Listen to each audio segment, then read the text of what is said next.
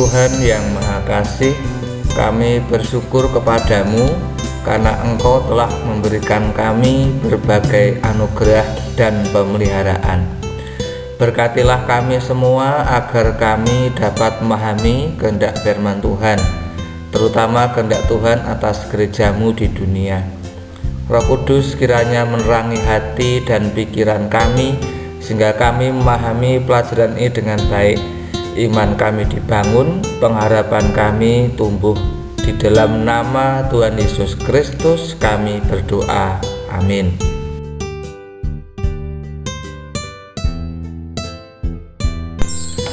Baca dahulu bahan Alkitab sebagai berikut.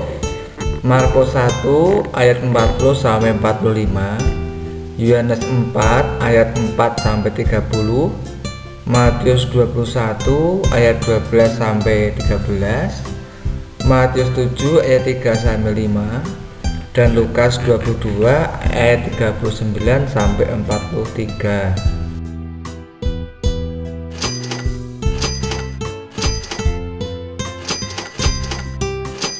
Dalam bab 6 ini temanya Yesus teladanku akan dijabarkan dalam pokok bahasan. A. Yesus peduli dengan yang menderita. B. Yesus bersama yang dilecehkan. C. Yesus membenci ketidakadilan. D. Yesus membenci kemunafikan. E. Yesus berdoa kepada Bapanya. Dan F. Rangkuman. Sebelum lebih lanjut, jangan lupa tekan like, subscribe, lonceng, dan share.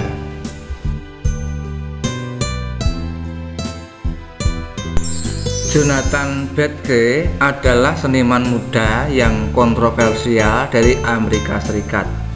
Pada tahun 2012, dia menerbitkan sebuah rekaman video yang disebarkannya di dunia maya. Dalam videonya yang berjudul Why I Hate Religion But Love Jesus, mengapa saya benci agama tetapi mencintai Yesus, ia mengatakan antara lain hal-hal berikut ini. Bagaimana bila aku katakan bahwa Yesus datang untuk menghapuskan agama, dan hanya karena kamu menyebut orang lain buta tidak dengan sendirinya membuat kamu memiliki penglihatan?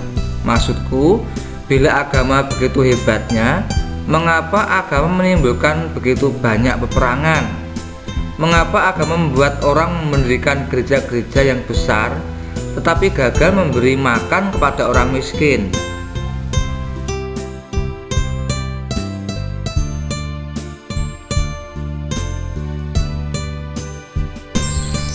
Karena sementara ia tergantung pada salib, ia memikirkan kamu dan ia mengangkat semua dosamu dan menguburkannya di makamnya. Itulah sebabnya aku berlutut pada salib dan berkata, marilah, tempat masih ada. Karena itu tentang agama, tidak, aku bencinya, malah aku merasa muak kepadanya. Karena ketika Yesus berkata sudah selesai, aku percaya ia sungguh memaksudkannya demikian.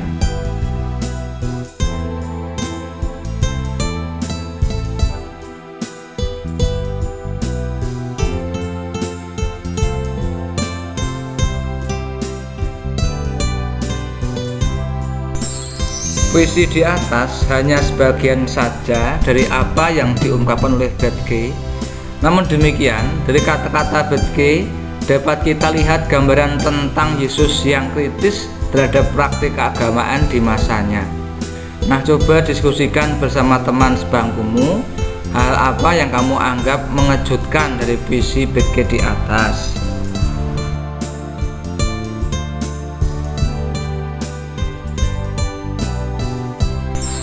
Agama mungkin mengajarkan kasih karunia, tetapi praktiknya malah berbeda.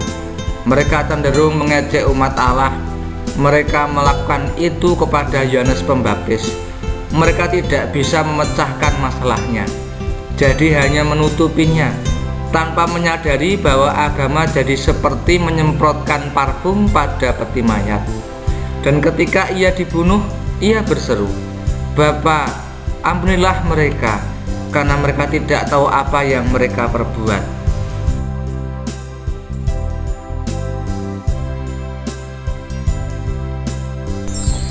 Tokoh Yesus memang sangat kontroversial.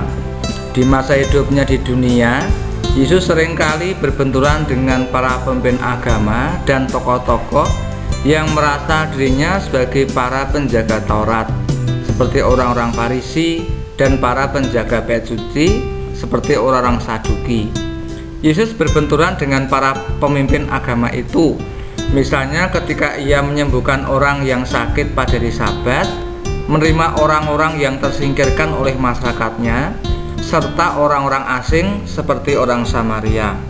Pada bagian ini, kita ingin melihat bagaimana cara hidup Yesus sehari-hari dan bagaimana ia bisa menjadi teladan bagi kita semua, khususnya bagi kalian di masa remaja ini.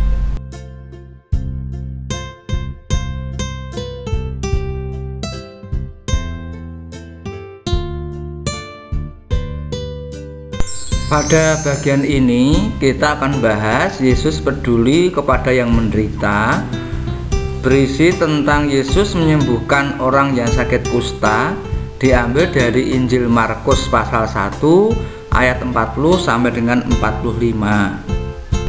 Seorang yang sakit kusta datang kepada Yesus dan sambil berlutut di hadapannya, ia mohon bantuannya, katanya, "Kalau engkau mau, engkau dapat mentahirkan aku." Maka tergeraklah hatinya oleh belas kasihan, lalu ia mengulurkan tangannya, menjamah orang itu dan berkata kepadanya, "Aku mau, jadilah engkau tahir." Seketika itu juga lenyaplah penyakit kusta orang itu dan ia menjadi tahir. Segera ia menyuruh orang itu pergi dengan peringatan keras. "Ingatlah, janganlah engkau memberitahukan apa-apa tentang hal ini kepada siapapun, tetapi pergilah, perlihatkanlah dirimu kepada imam dan persembahkanlah untuk pentahiranmu persembahan yang diperintahkan oleh Musa sebagai bukti bagi mereka."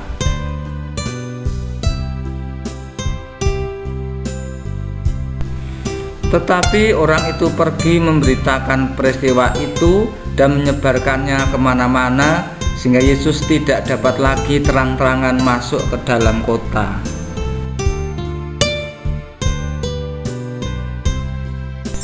Apa yang terjadi sesudah itu sungguh mengherankan.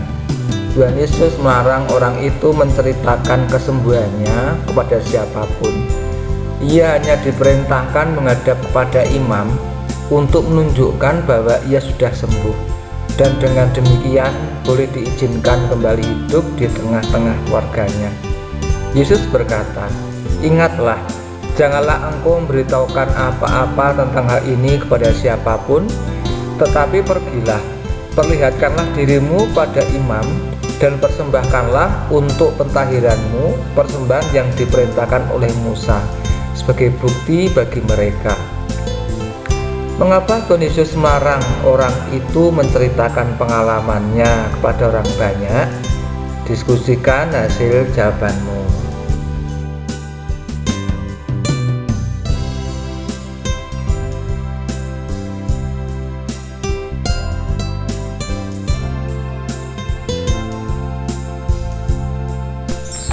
Hal-hal yang menarik dari kisah bacaan tadi adalah ada seorang perempuan yang datang ke sumur Yakub setiap pukul 12 siang, sementara perempuan lain biasanya datang pagi-pagi. Mengapa demikian? Boleh jadi perempuan itu enggan bertemu dengan perempuan lain. B. Perempuan ini ternyata mempunyai sisi kehidupan yang kelam. Tidak seperti biasanya, perempuan ini ternyata mempunyai 5 orang suami. Dan laki-laki yang sekarang hidup bersamanya ternyata bukan suaminya. Wah, ini gosip hangat.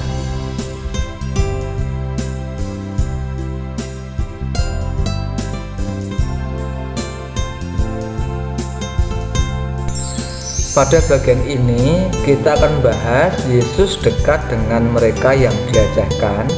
Bacaan dari Yohanes 4 ayat 5 sampai 30. Baca dahulu firman Tuhan yang terdapat dalam Yohanes 4 ayat 5-30. Kemudian pahami apa isinya. Firman Tuhan ini berisi percakapan Yesus dengan perempuan Samaria di sumur Yakub. Kalian juga bisa saksikan video animasi percakapan Yesus dengan perempuan Samaria dari komik Alkitab Anak di alamat ini.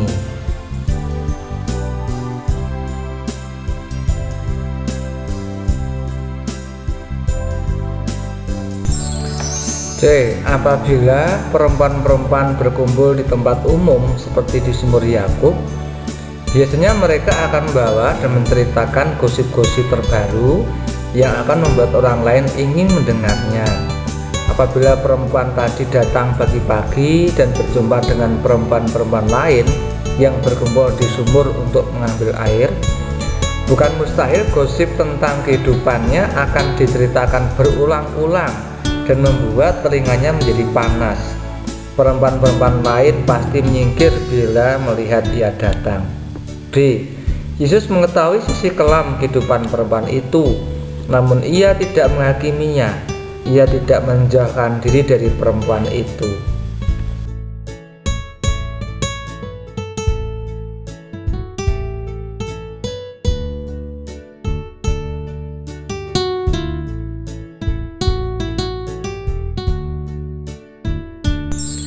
Sikap Yesus yang tidak menghakimi dan tetap membuka diri kepada perempuan yang tak dikenal ini menyebabkan perempuan itu bersukacita. Ia bahkan menjadi salah satu penginjil yang pertama yang mengajak sanak keluarga dan teman-temannya untuk menemui Yesus. Sekarang diskusikan pertanyaan ini. Siapakah di antara teman-teman kamu atau orang-orang yang kamu kenal biasanya dijauhi oleh teman-temannya? Apa alasannya? Apakah ia memiliki perbedaan tertentu? Coba diskusikan. Sikap apa yang kamu sendiri perhatikan kepada orang itu?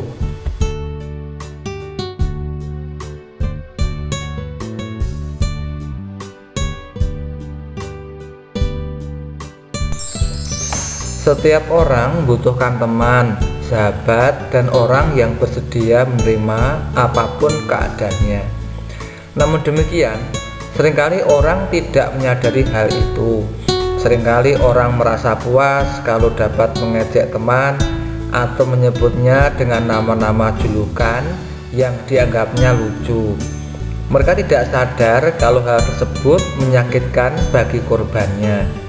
Yesus menolak melakukan hal yang sama seperti yang dilakukan oleh perempuan-perempuan yang tinggal di Sikar dekat sumur Yakub itu. Yesus tahu bagaimana tragisnya kehidupan perempuan itu, namun ia tetap mendekati perempuan itu dan menjalin persahabatan. Dengan cara itulah ia mengubah kehidupan perempuan itu.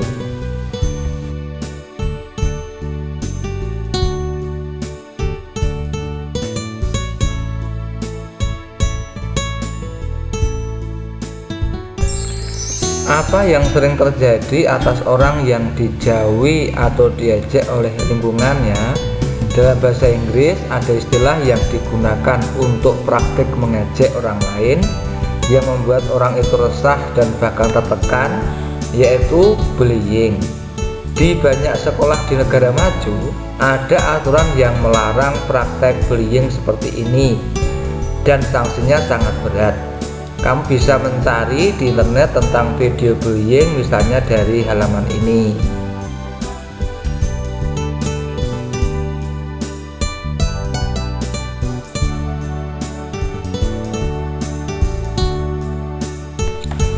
Diskusikan pertanyaan-pertanyaan berikut ini. 1. Pernahkah kamu melakukan bullying pada orang lain? Apa alasannya? 2. Pernahkah kamu mengalami bullying dari orang lain? Bentuk bullying seperti apa itu? Pernahkah terpikir olehmu bagaimana akibat dari penolakan atau bullying itu? Pengalaman dibully menyebabkan korban ingin mencari korban lainnya dan seterusnya. 3. Program-program seperti ospek, orientasi studi dan pengenalan kampus atau MOS masa orientasi siswa seringkali dijadikan kesempatan untuk melakukan bullying. Diskusikan bagaimana hal ini dapat dicegah.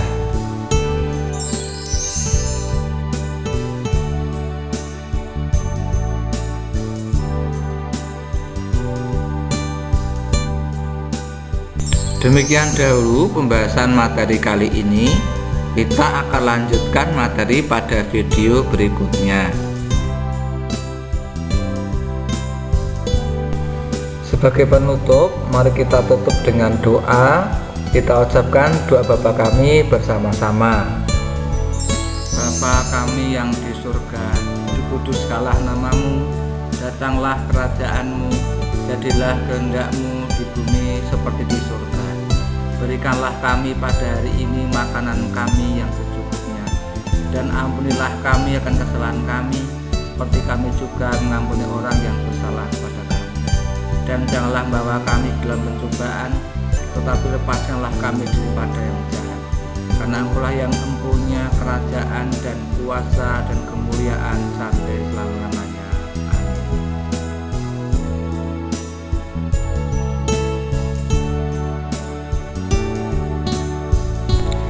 Sekali lagi jangan lupa tekan like, subscribe, lonceng, dan share.